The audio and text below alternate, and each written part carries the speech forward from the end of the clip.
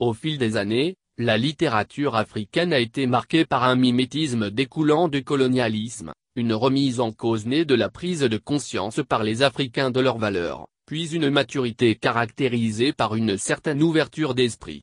La médiathèque de l'Institut français de Cotonou a abrité, hier mercredi 17 mars, une causerie débat sur la question. C'est dans le cadre de la célébration du mois de la francophone.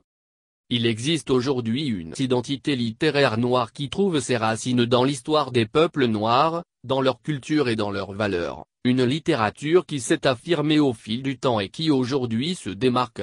C'est un postulat qui se pose aujourd'hui en évidence. Face à des apprenants assidus et épris de la littérature africaine d'expression française, l'enseignante-chercheur Claire Ducournau rappelle que la littérature africaine a été marquée à ses débuts par l'influence de la colonisation. Au fil du temps, elle va se remettre en cause puis s'ouvrir. Dans le même ordre d'idées, l'écrivain Jérôme Tossavi va rappeler les trois périodes qui caractérisent la littérature africaine. Il faut notamment distinguer la période coloniale marquée par une littérature teintée de mimétisme, essentiellement inspirée du contexte colonial. Au Bénin, on peut classer dans cette période les écrivains Paul Lazumé avec son livre Dogissimi en 1838. Félix Couchoro avec la publication de l'Esclave en 1929. À partir des années 60, c'est l'époque des indépendances et la littérature africaine sera marquée par les dénonciations, les appels à la liberté et à la souveraineté nationale. Il y a eu des œuvres comme Soleil des indépendances d'Amadou Kourouma.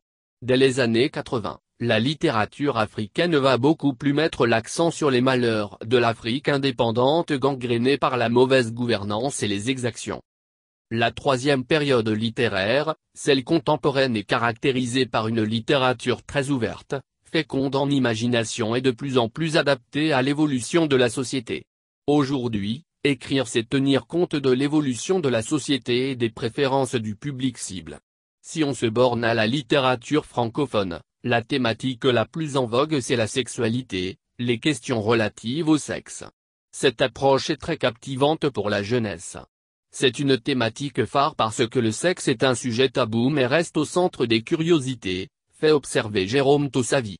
Il reste convaincu que la littérature africaine, en l'occurrence celle du quartier latin de l'Afrique, reste un terrain fertile qui mûrit au fil du temps.